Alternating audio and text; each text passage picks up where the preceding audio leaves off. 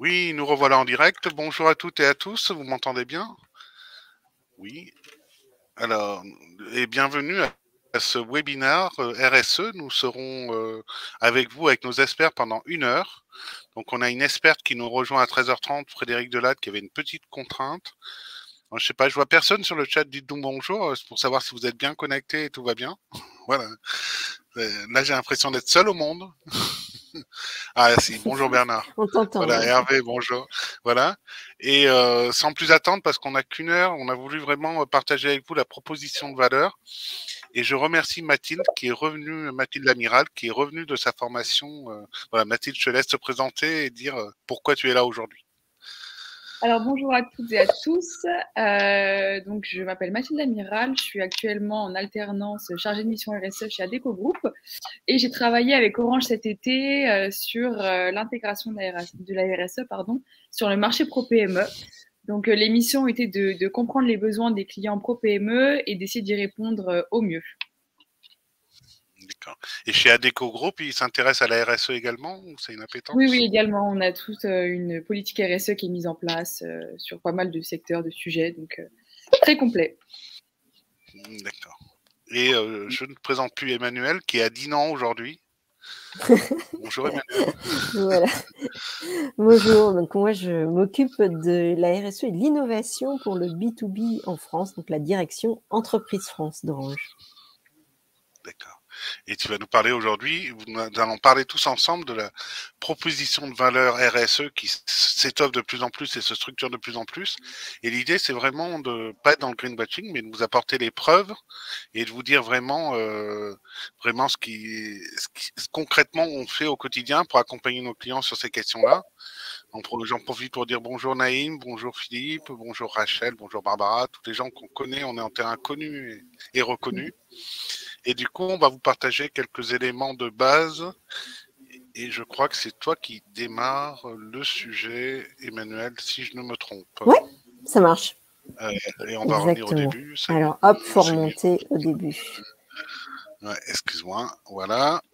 Pas de souci. Donc, à toi la parole, Emmanuel.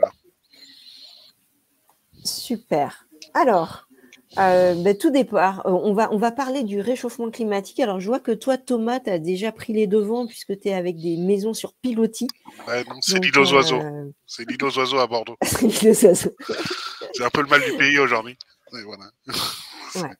Donc, effectivement, c'est une science complexe, hein, typiquement pour la montée des eaux, puisqu'on si on continue avec ce sujet de montée des eaux, eh bien, c'est pas évident de savoir en 2100 de combien aura monté la mer. Les derniers experts disent qu'on aura 2 mètres en plus. Hein. Et si on regarde les cartes de la fresque du climat, on est plutôt sur 80 cm, 1 mètre supplémentaire. Mais en fait, les dernières estimations, là, comptent sur 2 mètres supplémentaires par rapport à maintenant en 2100, sachant que, comme le réchauffement, en fait, la montée des eaux, ça sera pas la même chose sur toute la planète. Donc, il y a certaines zones qui seront plus sous l'eau que d'autres, même si leur niveau de la mer, en fait, est à peu près équivalent. Donc, effectivement, toute cette science nous vient du GIEC, donc du groupement intergouvernemental des experts du climat, qui est IPCC en anglais. Donc, le GIEC, hein, pour rappel, c'est une association de 195 pays qui sont membres, qui assurent cette gouvernance et qui rédige un rapport basé sur des analyses de scientifiques.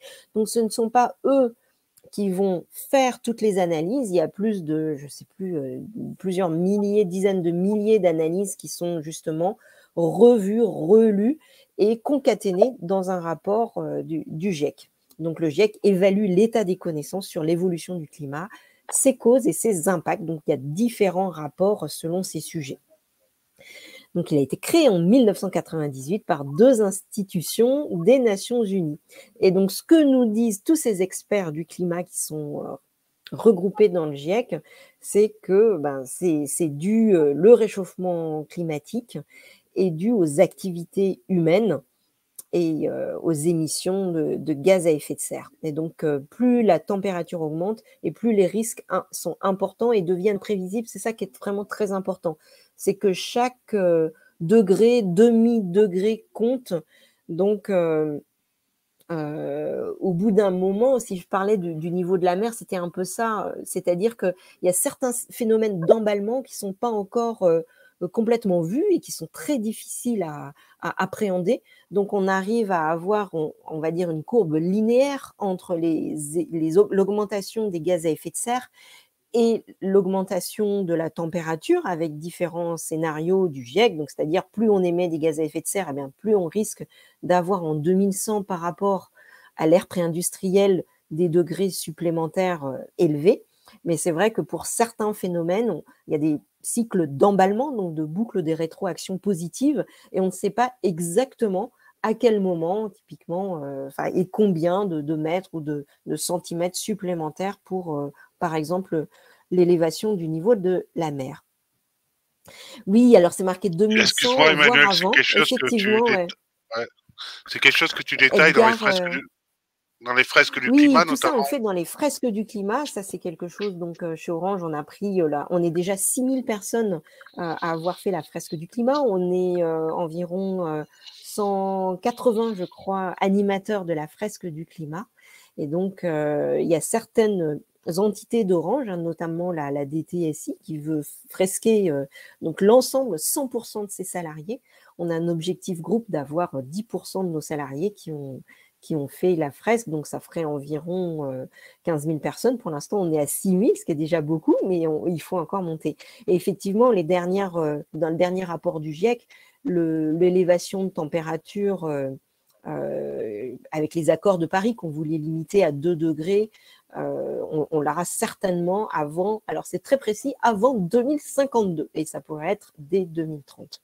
D'ailleurs, à ce point de vue-là, vous avez peut-être vu, il y avait quelque chose qui avait été fait sur les réseaux sociaux, vous avez peut-être vu passer, il y avait une espèce de fausse météo qui avait été faite pour 2089, quelque chose comme ça, mais en fait, c'était des températures inférieures à cette fausse météo qui a été faite il y a quelques années, je crois qu'il y a 20 ans, inférieure à ce qu'on a eu cet été.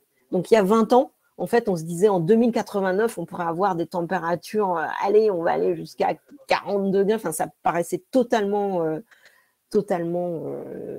comment dire, fictif. Et en fait, ça a été dépassé cet été, alors qu'il y a 20 ans, on prévoyait qu'en 2000, on aurait ça en 2089. Donc, tant qu'on est parti dans les explications, repassons sur l'effet de serre, puisque c'est vraiment les gaz à effet de serre, justement, ils ont un effet de serre.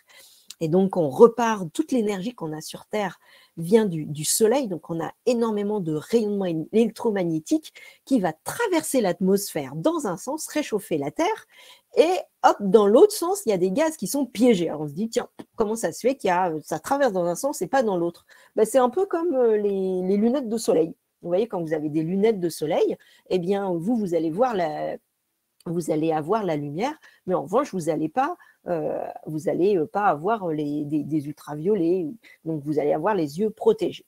Eh bien, c'est pareil, là, ça fait une espèce de protection, et c'est pour ça que ça reste coincé, puisque ce qui est émis par la Terre, ça va être un rayonnement avec une longueur d'onde différente, ça va être beaucoup plus dans l'infrarouge, et donc tous ces gaz ces rayonnements électromagnétiques vont être piégés par les gaz à effet de serre, dans lesquels on a évidemment le dioxyde de carbone, donc le CO2 qui a un effet le plus important. On a aussi du méthane, du protoxyde d'azote, du SF6, donc du fluorure de soufre. Enfin, il y a plein de gaz à effet de serre qui vont réchauffer avec des pouvoirs réchauffants aussi différents et puis qui vont avoir une durée de vie dans l'atmosphère différente, la demi-vie, donc au bout de 100 ans, il reste la moitié du CO2 qu'on émet en ce moment. Donc, c'est ça qui est embêtant, c'est que ça reste énormément dans l'atmosphère. Voilà, donc qu'est-ce qu'on fait pour ça? On a une petite question de Rachel qui nous demande, est-ce que Météo France a musclé ses équipes pour travailler autour de cette problématique? Et dans le même ordre d'idée, moi j'ai entendu parler d'un journal info sur l'énergie ou sur de l'empreinte carbone qui arriverait bientôt à la télévision. Tu as entendu parler ou pas? Ah oui, bien sûr. Alors il y a EcoWatt. Alors effectivement, souvent on lie les deux sujets énergie-climat parce que les gaz à effet de serre viennent du fait de brûler des énergies fossiles. Donc, dès qu'on va parler énergie, en fait, il y a un impact sur le changement climatique. Et donc, alors ensuite, là, ce qu'on a, EcoWatt, c'est dû à la guerre en Ukraine et puis à tout ce qui se passe avec les décisions et les manques d'approvisionnement.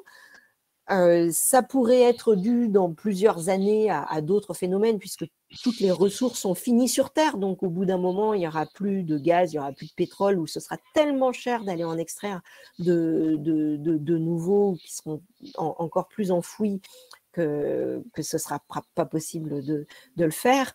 Donc, effectivement, là, pour faire des économies d'énergie, ce qui est toujours une bonne idée, eh bien, on a EcoWatt qui va nous dire, eh bien, est-ce qu'on est en tension ou pas.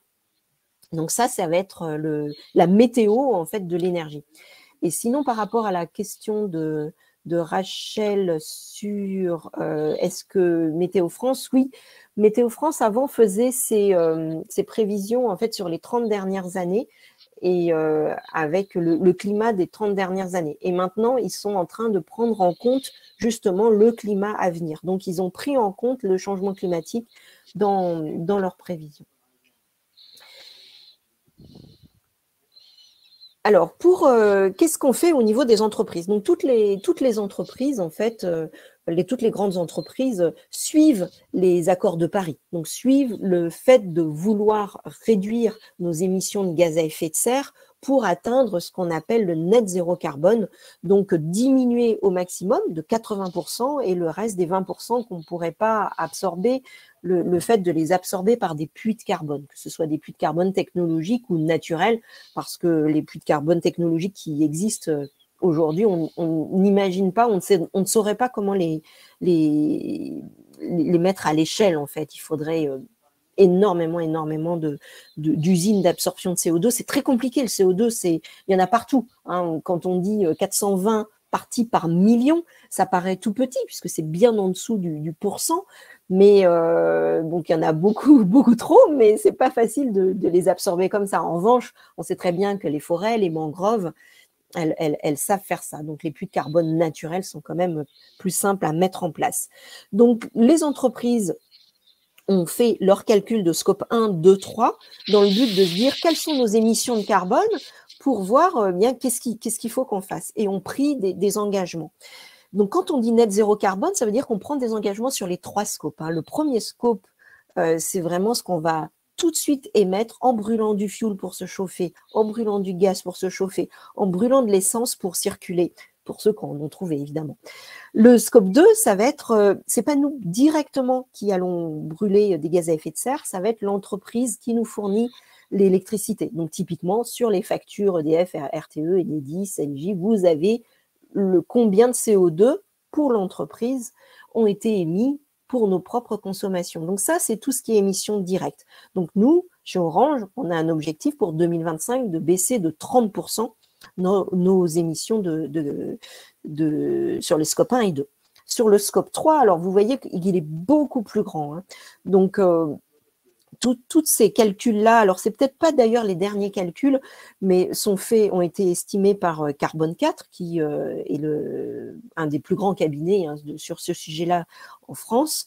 Et donc le scope 3, notre scope 3, il est un peu comme tous les opérateurs, en fait. Vous feriez l'exercice pour nos concurrents, ça serait un peu la même chose. C'est-à-dire que c'est la plus grande masse n'est pas directement dans nos activités, on pourrait dire sous notre contrôle. Mais justement, c'est dans la chaîne de valeur. Qu'est-ce qu'il va y avoir? Il va y avoir tout ce qui est mis pour fabriquer ce qu'on va vendre. Donc, fabrication de nos téléphones, de nos box, de nos set-top box, tous les biens et les services qui sont fabriqués, eh bien, ils vont demander de l'énergie pour leur fabrication. Et même si c'est des usines électriques, en France, on a une électricité fortement décarbonée, mais dans l'usine du monde, la Chine, l'électricité est fortement carbonée, au contraire, puisqu'elle vient de la plupart de centrales à charbon. Donc, la production de ce qu'on vend, la production de nos infrastructures aussi, de nos réseaux, de l'IT, de nos bâtiments. Donc, ça, c'est aussi un gros sujet. Ensuite, tout en aval, vous allez avoir l'utilisation des services par nos clients. quand nos clients doivent brancher leur téléphone pour le recharger, brancher leur box, brancher leur PABX, eh bien, ils vont utiliser de l'électricité qui, encore une fois, est peu carbonée en France, mais dans le reste du monde est quand même bien carbonée. Vous avez au milieu Justement, aussi… Emmanuel, j'ai oui. une petite question. Il y a eu tout un débat hier sur les réseaux sociaux autour de l'énergie électrique. Est-elle vraiment une énergie propre et renouvelable? Parce qu'il y a des usines à lithium. Est-ce qu'il faut aller au tout Alors, électrique ou pas? ouais, alors pour les voitures, tu veux dire, ou pour Ouais, les pour les batteries, c'est voitures. ça? À l'occasion du salon de l'auto, Ouais. ils Alors, ont. je te remercie, Thomas, de poser la question, parce que là, tu viens de parler de la partie lithium et non plus de la partie recyclage. Et ici, c'est vrai qu'on parle de climat. C'est vrai que les entreprises ont pris pour l'instant, et c'est ce qu'il y a dans les accords de Paris, on va regarder la limite planétaire qui s'appelle climat. On ne va pas regarder, enfin, on va dire, dans les engagements qu'il y a là, on prend cette limite planétaire-là. On ne prend pas la limite biodiversité. On ne prend pas la limite acidification des océans. On ne prend pas la limite plastique supplémentaire ou nouvelles substances. On ne prend pas la limite usage des sols. Donc, il y a 9 limites planétaires. Hélas, on en a déjà dépassé 6. Et la partie climat en est une d'entre elles. La partie acidification des océans, par exemple avec les batteries des voitures électriques, est une autre limite planétaire. Et c'est vrai que c'est toute la difficulté. C'est-à-dire que si on est très, très, très bon dans la partie climat, eh bien, la biodiversité, en fait, c'est déjà trop tard. Il y a déjà des milliers d'espèces qui ont disparu. On ne va pas pouvoir les faire revivre. Donc ça, c'est… Voilà, il faut essayer, bien sûr, exactement comme tu le dis, Thomas, d'avoir une vue la plus complète possible, de ne pas se limiter à une vue climat, mais d'avoir une vue de quelles sont les incidences sur l'ensemble de toutes les limites planétaires. Et donc, pour revenir sur cette partie scope 3, vous avez aussi tout ce qui va être trajet domicile-travail, les voyages professionnels. Je suis d'accord, Emmanuel, mais tu parlais de déchets plastiques, par exemple, dans les océans, c'est une catastrophe. Hein. C'est une catastrophe. Alors effectivement, hein, ça c'est aussi une limite planétaire qui a été… Alors si on regarde chacune des limites planétaires, en fait, à chaque fois, ça va être des catastrophes. Donc voilà, il faut regarder tout, mais c'est des choses qui parfois sont indépendantes. C'est-à-dire qu'on pourrait très bien avoir pas du tout de réchauffement climatique, mais quand même une énorme pollution plastique. Voilà, c'est des choses qui sont liées avec nos modes de vie, qui vont tous, hélas, dans le même sens, qui n'est pas très bon. Pas toutes. Il y en a une, typiquement, la couche d'ozone, qui est une des limites planétaires sur lesquelles on a pu trouver des solutions pour les gaz qui… Alors, l'embêtant, c'est que les gaz qui faisaient des trous dans la couche d'ozone, on les a remplacés par d'autres gaz qui ne faisaient pas de trous dans la couche d'ozone, mais qui sont des puissants gaz à effet de serre. Mais typiquement, le trou dans la couche d'ozone, on avait trouvé des solutions. Et donc ça, c'est une des limites planétaires sur lesquelles il y a eu un retour arrière. Donc ça, c'était voilà, une… Ouais. On a deux réactions, Emmanuel. On a Edgar Roulet qui dit « Mais où est passé le 6e continent ?» Le 6e continent de plastique, alors peut-être Je sais pas. Et il y a Denis Levier qui nous dit « Pourrais-tu repréciser ou préciser la notion de limite planétaire, s'il te plaît ?» Oui, alors peut-être un joker, parce que je ne suis pas sûre de pouvoir vous donner la définition vraiment exacte, mais en gros, on arrive à dire, eh bien, il y a des limites qui vont faire que justement, il peut y avoir derrière un emballement et on ne saura pas revenir en arrière. C'est-à-dire que quand c'est trop tard, c'est trop tard. C'est un peu… Alors moi, quand j'explique ça à mes enfants, je leur dis… si vous voulez faire des meringues ou une omelette, il faut me le dire maintenant. Parce qu'une fois que j'ai mélangé le blanc et le jaune, eh ben, je ne vais pas pouvoir revenir en arrière. Mais c'est un peu la même chose. Au niveau de l'énergie, vous savez, il y a le deuxième principe de thermodynamique qui parle d'entropie. C'est-à-dire l'entropie, c'est un peu le bazar. Et donc, c'est un peu comme je mélange mon blanc et le jaune. C'est-à-dire qu'une fois que… Enfin, plus ça va, plus c'est le bazar et on ne peut pas revenir en arrière. En fait, ça, c'est un principe physique. On ne peut pas revenir en arrière. Donc, ou alors, il faudrait, vous voyez, que j'aille molécule par molécule, rechercher où sont mes molécules de blanc d'œuf, de jaune d'œuf, c'est pas possible en fait. Et donc en fait, voilà, c'est ça que ça veut dire, c'est qu'on peut pas revenir en arrière, c'est ça la limite planétaire. C'est un peu imagé. Alors, qu'est-ce qu'on fait chez Orange? Donc, j'ai vu que un petit peu dans les commentaires, même si je n'arrive pas à tout lire en même temps, il y a un recours massif aux énergies renouvelables dans certains pays où l'énergie est très carbonée. Ça a un impact fort, hein, notamment en Pologne. Eh bien, il faut l'énergie en Pologne, elle vient du charbon. Il faudrait avoir des retours, un recours aux énergies renouvelables pour avoir un effet là-dessus. On a aussi des fermes en Jordanie, des fermes solaires, donc qu'il y a partout en Jordanie. Donc ça, c'est quelque chose qui peut être mis en place. Il y a de la solarisation des sites mobiles. Donc c'est le fait d'avoir directement des panneaux solaires pour alimenter les sites mobiles. La grosse difficulté des énergies renouvelables, c'est que ces énergies, alors solaires et éoliennes, sont intermittentes, c'est-à-dire que s'il n'y a pas de soleil ou s'il n'y a pas de vent, eh bien, il faut derrière avoir d'autres énergies. Sauf si vous vous dites, bah, moi, mon antenne, elle va marcher que quand il y a du soleil, ce qui n'est pas évident. Sur la partie infrastructure, on a tout ce qui est efficacité énergétique. Donc, on va vraiment renforcer l'efficacité énergétique au sens avoir maintenant de plus en plus des data centers, par exemple, qui vont utiliser moins d'énergie. Donc, on parle de PUE, qui est un espèce de rapport entre l'énergie qu'on va prendre sur le réseau, l'électricité, et celle qui sera effectivement utilisée.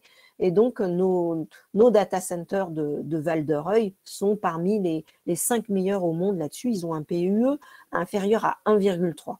Donc ça, c'est toute la partie efficacité énergétique. On a évidemment l'efficacité énergétique des bâtiments. Ça, vous en entendez parler, notamment en ce moment, hein, quand on dit sur toute la crise de l'énergie, le fait de pouvoir avoir des bâtiments qui soient le mieux isolés, c'est quelque chose qui est important. Et puis, donc sur la partie flotte de véhicules électriques, donc effectivement, les véhicules électriques, si on regarde la partie acidification seulement, ils sont moins bons que les véhicules thermiques. Si on regarde en revanche tout ce qui est émissions de gaz à effet de serre, eh bien sur la vie globalement en France, hein, de la voiture, il faut mieux quand même avoir un véhicule électrique. Si je passe à la suite. Donc, ce qu'on va regarder chez Orange, donc vraiment, le slide d'avant, c'était les scopes 1 et 2. Et puis, bien sûr, sur le scope 3, on va s'attaquer à l'économie circulaire. Donc, l'économie circulaire, c'est le fait de sortir d'une économie linéaire où j'extrais de la mine des minéraux, ensuite je fabrique, ensuite je transporte, ensuite j'utilise, parfois une fois, et ensuite je mets à la poubelle. Donc l'idée, c'est vraiment de pouvoir, déjà le premier R qu'on peut-être avant réduire, c'est même refuser, donc ne pas acheter de choses neuves, ne pas se suréquiper, donc refuser au départ, ensuite réduire, ensuite redistribuer autrement, réutiliser, réparer, reconditionner, recycler, et puis de la partie éco-conception qui va réinventer. Donc, on travaille beaucoup sur l'éco-conception. On va regarder toute cette chaîne, donc à partir de l'extraction même, hein, jusqu'au recyclage, donc la mise en déchets, donc le recyclage final. Est-ce qu'on peut concevoir complètement autrement nos produits et nos services. Donc, on a pris l'engagement chez Orange d'avoir 100% en 2025 de nos produits et services qui seront en démarche d'éco-conception. Oui, on investit aussi, hein, je vous l'avais dit, dans les puits de carbone. Ouais. On a une remarque de Philippe Gamez qui nous dit, sans parler de véhicules électriques sur tous les sites, pas équipés en véhicules électriques, on remarque que certains sites n'ont pas de bornes électriques et ne peuvent accueillir un véhicule électrique pour charger. Quel est l'objectif de couverture de bornes de recharge électrique pour tous les sites? Est-ce que ça existe chez Orange ou... Oui, alors ça existe chez Orange. Je suis désolée, je vais prendre peut-être mon deuxième joker pour ne pas vous dire de bêtises, parce que mais gardons la question et puis on vous donnera Voilà. Et ensuite, on en a Edgar asynchrone la réponse. Ouais. Et on a Edgar qui souligne notre excellent PUO de nos data centers de Val-de-Reuil et Chartres, grâce à un climat favorable et l'usage, tu sais, de la nouvelle solution du free calling qu'on met partout dans tous nos sites data centers maintenant. C'est ça, parce qu'on va utiliser l'air externe. Et effectivement, Edgar dit, pourvu que ça ne change pas, c'est sûr, le fait, si les températures augmentent, eh bien, ça va être de plus en plus difficile de prendre l'air extérieur qui ne sera pas assez froid pour refroidir. Alors, je sais qu'on a déjà aussi changé les limites d'utilisation de nos data centers, mais derrière, à la fin, ça va être de la physique et de la chimie, c'est-à-dire que si vous prenez un métal, eh bien, il va fondre toujours à la même température, s'il y a les mêmes températures, s'il y a la même pression externe. Donc, en gros, on ne va pas pouvoir dire, eh bien, avant, on mettait la clim à tant de degrés, et puis ensuite, on augmente parce que le réchauffement climatique fait que dehors, il fait de plus en plus chaud. Ça ne va pas pouvoir marcher parce que derrière, c'est de l'électronique. Et donc, pour information, ce qu'on achète... tous nos produits électroniques, ils sont faits pour 35 degrés. Donc 35 degrés, avec les températures qu'on a eues les étés précédents, ils sont rapidement atteints. Donc quand on est dans un data center où justement la clim est quand même prévue, où il y a le free cooling qui est quand même prévu, ça va. Mais c'est vrai que quand on va être dans un petit PABX de rue, où il n'y a pas forcément d'aération prévue, ça va être compliqué. Je suis d'accord, Emmanuel. Alors, Frédéric nous a rejoint, donc on va peut-être accélérer si on veut arriver jusqu'à Frédéric. Ouais. Voilà. Super. Donc, on arrive directement sur qu'est-ce que c'est que notre proposition RSE sur la partie green. Donc, ça va être la priorité vraiment au calcul d'impact. Ce qui est important, c'est de donner des solutions qui vont avoir un impact. Ça paraît une lapalissade, mais ça sert à rien de développer des solutions qui, en fait, n'auraient pas beaucoup d'impact. Donc, ce qui est vraiment très important au départ, c'est déjà de chiffrer les impacts de nos solutions pour ensuite optimiser et avoir quelque chose qui puisse apporter de la valeur ajoutée sur toute cette partie changement climatique. Donc, on a tout ce qu'on appelle Solutions for Green et on va aussi regarder, donc déjà baisser complètement nos émissions. J'entends un drôle de bruit. Baisser nos émissions. Ouais, excuse-moi, je pense que... Excuse-moi, Frédéric, tu peux juste couper le micro Et ensuite, ce qui est... alors, le numérique émet bien sûr des gaz à effet de serre, puisque derrière, il y a toute une industrie, et puis c'est de l'électricité, et puis il faut le brancher. Ensuite, enfin voilà, il y a beaucoup de matériaux dans nos smartphones, dans toute notre industrie. En revanche, il y a tout ce qu'on appelle Solutions for Green, c'est-à-dire que dès que vous allez pouvoir éviter des déplacements, donc faire du télétravail par exemple, même si vous avez votre caméra allumée en faisant et tout le monde, si jamais ça évite le déplacement d'une personne qui va faire son aller-retour en voiture thermique de 30 km, eh bien ça va avoir un impact positif. Donc en gros, il y a nos solutions, même dans le terme télécom, on voit bien la communication à distance permet de faire des économies quand on fait des calculs. Alors, ce qui est important, c'est justement ces calculs qui soient le plus juste possible.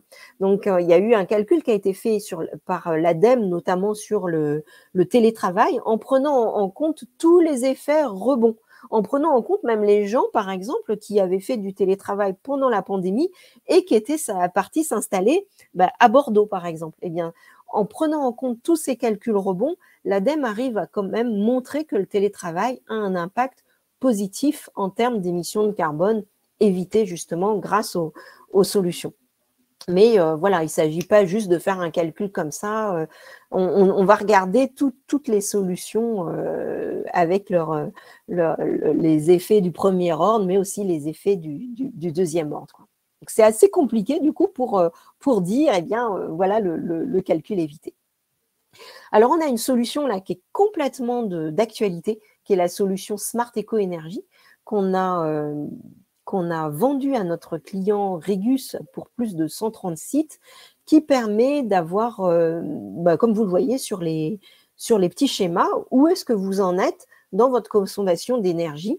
Et donc, soit on a des bâtiments qui sont directement équipés de capteurs, et donc en centrale, on a cette information, soit on va mettre des objets connectés, de l'IoT, pour récupérer ces informations, et donc pour pouvoir maîtriser à distance.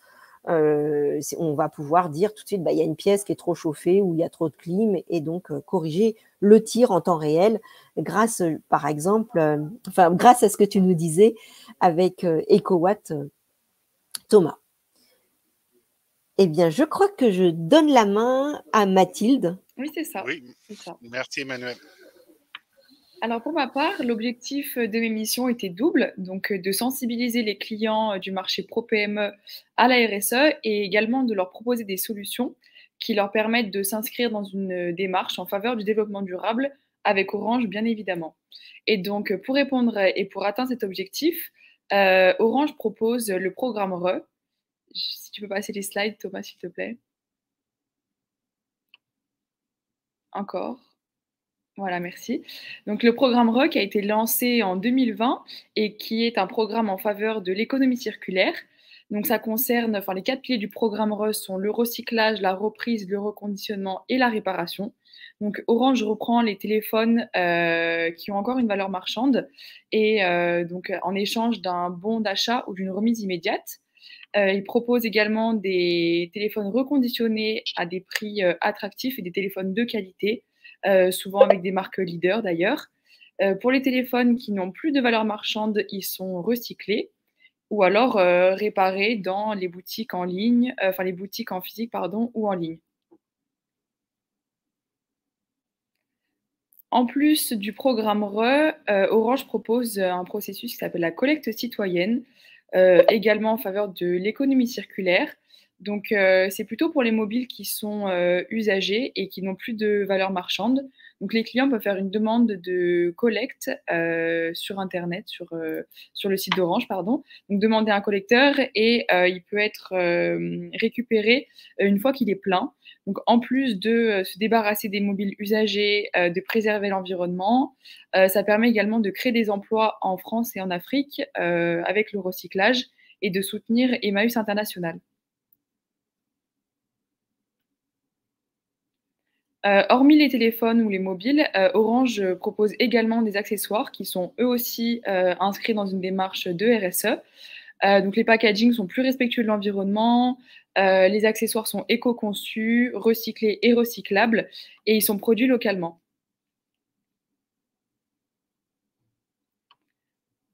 Et en plus des mobiles, donc Orange récupère le matériel des offres data managées, de téléphonie intégrée et de téléphonie fixe en cas de résiliation ou de migration d'offres. Donc dans le cas de l'offre data managée, par exemple, le matériel doit être récupéré s'il appartient à Orange, donc récupéré par Orange aussi également. Et pour la téléphonie fixe et la téléphonie intégrée, Orange peut le récupérer sur demande du client. Et je vais laisser Emmanuel poursuivre avec les offres et les solutions. Oui, tout à fait. Merci beaucoup, Mathilde. Alors, nos solutions, alors on a Cyberfiltre, ça c'est une offre RSE au sens propre de la responsabilité de l'entreprise qui va protéger les personnes qui utilisent nos solutions, puisque ça permet de lutter contre tout ce qui est cyberattaque. On a sur nos PABX, ce que vient de vous montrer Mathilde, en fait, la partie recyclage, des postes téléphoniques aussi qui sont en démarche d'éco-conception, le reconditionnement des postes. Donc, une fois qu'on va récupérer les PABX, on va comment on appelle ça, les dévisser pièce par pièce. On va récupérer la matière et puis on va essayer d'en remettre à neuf. Donc, des boîtes, des décodeurs qui peuvent être remis à neuf jusqu'à 5 fois. On a le Fairphone qu'on vend aussi comme téléphone mobile, qui est un téléphone où alors ils ont là, l'éco-conception ne concerne pas seulement la partie environnementale, mais aussi la partie éthique, puisque vous savez qu'ils ont même été négociés avec, pour avoir de l'or et d'autres minéraux avec des filières les plus éthiques possibles. Et puis, ils sont... enfin, ce qui est génial avec Fairphone, c'est qu'ils ne vont pas dire on est éco-conçu, ils disent on fait le mieux qu'on peut. Mais ils savent très bien qu'il y a des choses qui sont encore améliorables et qui ne sont pas forcément le top du top encore maintenant. La Lifebox 6, qui a été éco-conçue, donc ça, c'est pour... oui, ensuite, c'est juste pour vous dire que la partie réparation est quelque chose qui est très importante. Donc, le Fairphone, on peut réparer aussi soi-même son téléphone. Donc, Connect Pro, c'est une offre qu'on vend, bien sûr, pour les pros et on va récupérer les box derrière. Océan, c'est une offre de carte SIM dans vos flottes de véhicules qui permet d'améliorer les routes, enfin les chemins qu'on va prendre, donc de les rendre plus efficaces, de faire moins de kilomètres. Donc du coup, ça va aussi avoir un impact positif sur la consommation d'essence et donc sur l'émission de gaz à effet de serre en moins. Multi-Connect Office, ça c'est une offre de télétravail en fait, hein, un peu classique d'Orange, qui a été éco-conçu complètement. Donc, c'est quelque chose où on va regarder sur le poste de téléphonie. Alors, j'en ai un à côté de moi. Je ne sais pas si je peux vous le montrer à l'écran. Mais hop, je ne sais pas si vous voyez. Donc ici, avec le téléphone, non, je ne sais pas, avec le fond d'écran. Enfin bref, il y a un petit logo Orange qui est mis dessus. Et donc, on a été, par exemple, regarder à quel endroit il fallait mettre ce logo Orange pour que le téléphone ne fasse pas des allers-retours et donc soit vraiment le plus éco-conçu possible.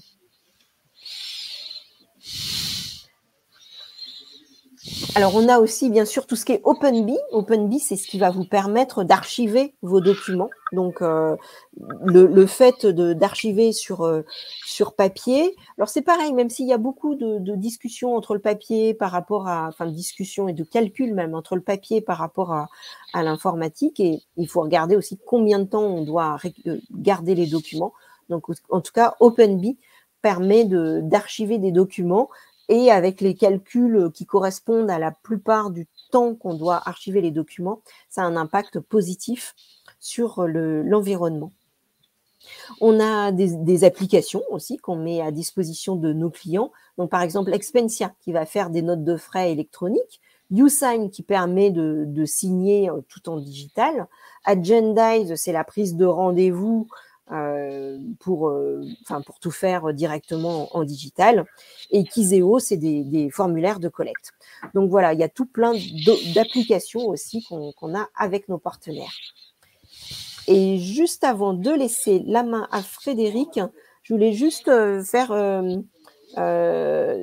pour revenir sur la partie parce qu'on a parlé de reprise, de reconditionner, on a des reconditionneurs nouveaux, et notamment Cordon, qui est à Dinan. Donc, c'est pour ça que j'ai pris l'image de Dinan. Et on va prendre tous les téléphones qu'on collecte, leur donner, ils vont les reconditionner, et c'est ceux-là qu'on met en vente à nouveau. Donc, voilà, c'est vraiment la boucle est bouclée. Et donc, ça se trouve en Bretagne. Et je laisse la main à Frédéric. Merci, Emmanuel. Frédéric ? Ça y est, je crois qu'on me voit et on m'entend. Oui, nickel. Bonjour. Donc, du coup, tu peux peut-être te présenter parce qu'on l'a tous fait en début de tour de table, mais comme tu n'étais pas encore arrivé, voilà, dire qui tu es, puis enchaîne. Voilà. Merci, Frédéric. Donc, je suis en charge de la transformation numérique des TPE-PME rattachés à OBS et plus précisément à la BU Pro PME. C'est un poste qui embarque des différentes activités et notamment l'inclusion numérique des pros et le développement de contenu pour répondre à cette inclusion numérique des entrepreneurs dans le cadre de la stratégie d'Orange. Comme je pense que j'ai pas beaucoup de temps, je répondrai aux questions s'il y en a après. Donc aujourd'hui, je vais vous présenter, faire le zoom sur des contenus qui sont vraiment dédiés à l'inclusion numérique car on a énormément de contenu pour les pros, mais ils ne sont pas tous d'inclusion numérique. De nombreux parlent aussi de nos solutions. Et donc, je peux passer peut-être le premier slide.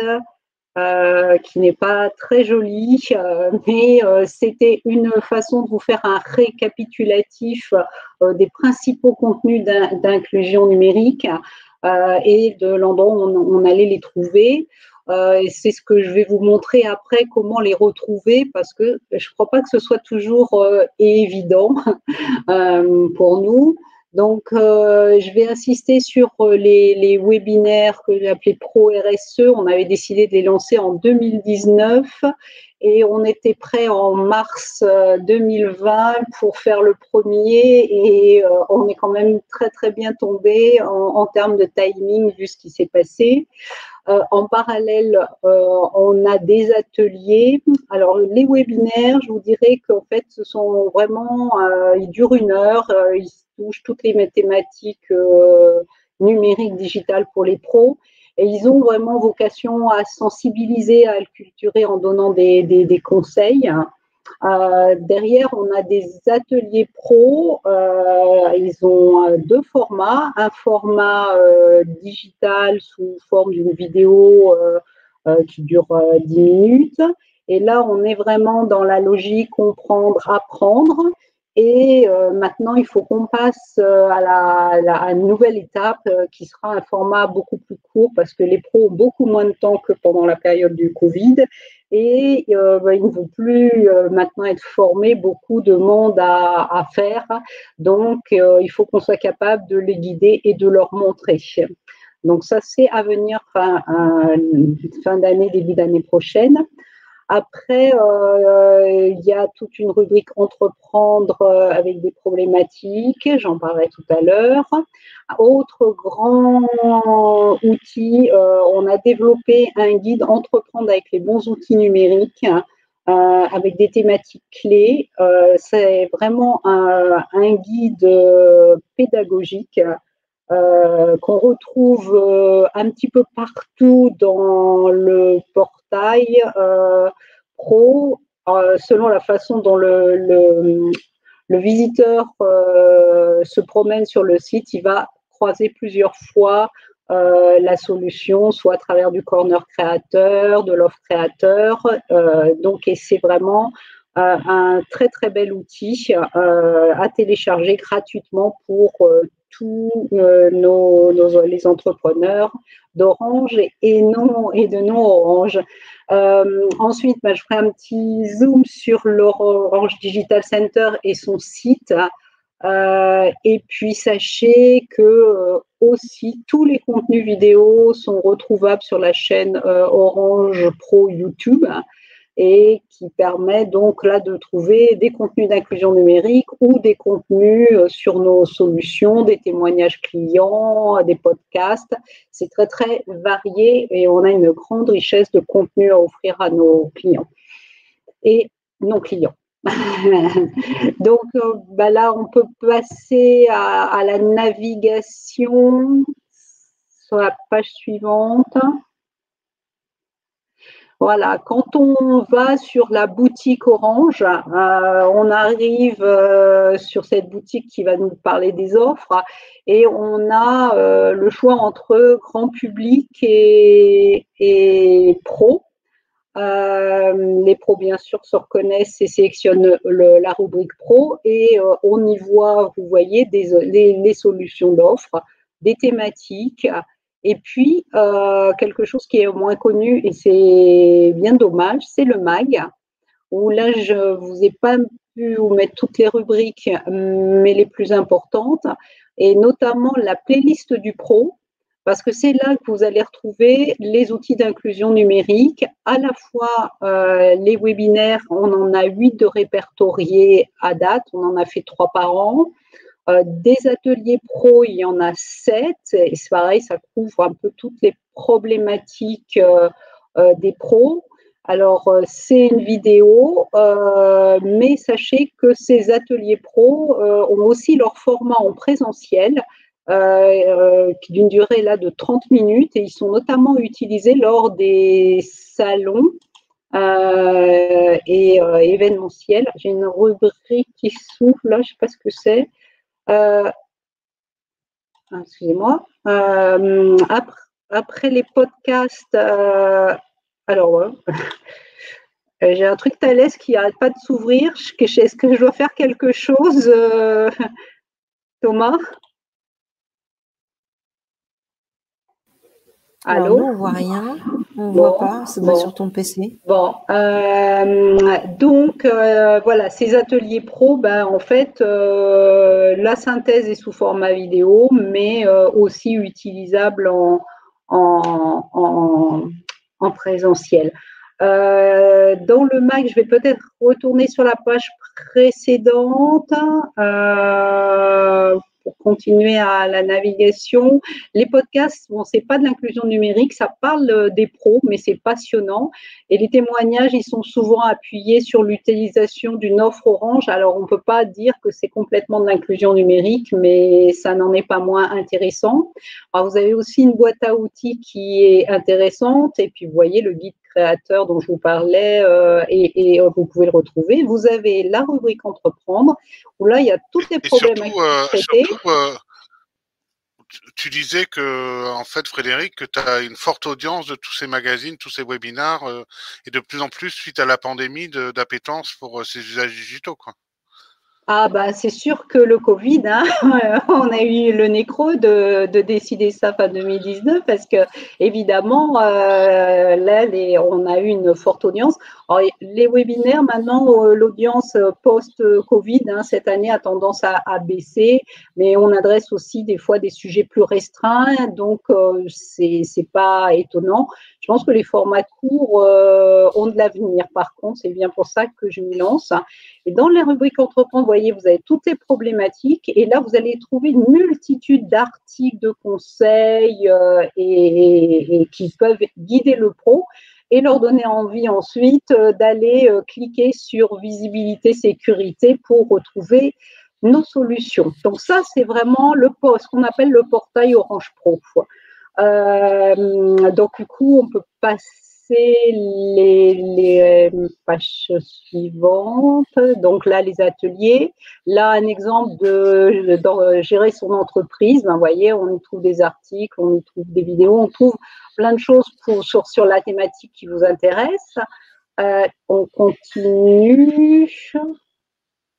Ça, c'est un peu plus les sujets du moment. On accède aussi à des dossiers plus approfondis. Donc, c'est toute l'actu qui varie, évidemment. Et puis, je voulais faire un petit zoom sur le guide et l'Orange Digital Center. Alors, le guide, il a vraiment vocation à répondre aux thématiques de connectivité, de visibilité, de sécurité, de facturation, avec beaucoup de sujets pratiques. Il est téléchargeable en ligne et complètement gratuit. Il suffit de mettre son nom, son prénom et son adresse mail pour le recevoir. Et on le reçoit alors dans les 1 heure qui suivent la demande. Et tout ça, on essaie de l'améliorer. Il rencontre un grand succès. Je suis allée en salon avec des extraits du guide. Les gens étaient bluffés. Donc, je vous invite à aller le télécharger. Et puis, on peut continuer peut-être parce que je pense que je n'ai pas énormément de temps. Donc là, je vous montre un petit peu tout ce qu'on a mis en place. On a une leaflet, on a des extraits, on a une ligne, on a un QR code, tout pour utiliser ce guide. Alors, en sachant que certes, il est orienté créateur, mais ça intéresse tout entrepreneur qui cherche à se digitaliser et qui ne s'est pas peut-être préoccupé du numérique au moment de sa création. Voilà, peut-être page suivante. Frédéric, excuse-moi, oui, Thomas, la page suivante. On a une remarque de Edgar Roulet dans le chat. Il dit une idée, est-ce qu'on ne peut pas tout regrouper dans une vidéo tutoriels, par exemple, tu sais comment on fait pour les professionnels, et faire un focus sur nos offres RSE qu'ils peuvent utiliser, plutôt que d'aller sur les différents liens, tu vois, avoir une petite vidéo sur nos offres RSE, ça pourrait être une vidéo tuto, tu vois. C'est une idée C'est-à-dire qu'en fait, ce que je suis en train de raconter, il faudrait faire une petite vidéo et montrer aux gens comment retrouver nos contenus. Ouais, oui, je sais pas. Parce que pas sûr que nos clients trouvent aient la patience d'aller dans tous les liens, quoi. Enfin, voilà, c'est-à-dire que là, c'est des liens que je vous donne à vous. Hein. Ça, on les donne pas directement aux clients. Hein. On fait un article et puis on envoie sur le formulaire. Ça, c'est un petit bonus pour les auditeurs. Hein. D'accord. Mais sinon, en naviguant, le Ploro devrait tomber plus ou moins à un moment donné, soit sur le guide, soit sur des conseils. Après, moi, je veux bien faire une mini vidéo, mais ce sera plus pour l'interne que pour l'externe, je pense. Hein. Tu peux passer la page suivante qui va nous amener à l'Orange Digital Center, parce que ça, c'est la nouveauté de l'année dernière, cet Orange Digital Center. Je pense que vous devez tous connaître autour du pont et que vous devez en parler souvent. C'est vraiment pour le site pour l'inclusion numérique aussi bien des jeunes, des pros et des startups. Il y a aussi des pages régionales qu'on voit sur le côté en cliquant sur la région. Et il y a surtout la rubrique Entreprendre. Et la rubrique Entreprendre, justement, là, ça permet d'accéder aux principaux contenus mais dédiés à l'inclusion numérique. Donc, je pense la page suivante pour que j'explique un petit peu.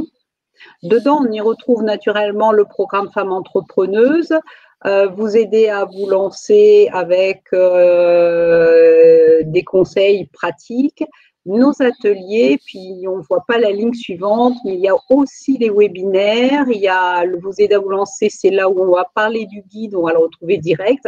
Donc en fait, la synthèse pour la personne qui a dit qu'il faudrait faire une vidéo, en allant sur le site Orange Digital Center, on est focus sur tous nos supports d'inclusion numérique et on y retrouve sur 2 lignes les essentiels. Voilà. Merci. Et puis, quand on veut en interne revoir tout ce qu'il peut y avoir eu de fait en vidéo sous différents formats, on le retrouve sur la chaîne YouTube Orange Pro. Où tout est répertorié. Certains contenus ont un peu vieilli, mais enfin, on trouve beaucoup de choses. Ouais. Merci Frédéric, c'est super intéressant. On a une remarque de Philippe Gamès qui dit en fait, c'est effectivement, on trouve bien des bonnes infos avec l'espace Mag sur l'espace client pro, mais il aimerait bien avoir ça sur l'espace client entreprise et OBS. Tu sais, si on va avoir plus de contenu aussi de Mag. Pourquoi c'est uniquement sur les clients pro et pas entreprise, enfin, toi, pas sur le CE? Moi, je ne sais pas répondre à cette question. Ce que je sais, c'est que côté BU Pro, PME, souvent en lien d'ailleurs avec la BU SMS, on développe des contenus. On a ce portail qui est géré par DEF, par les équipes de Catherine Leclercy.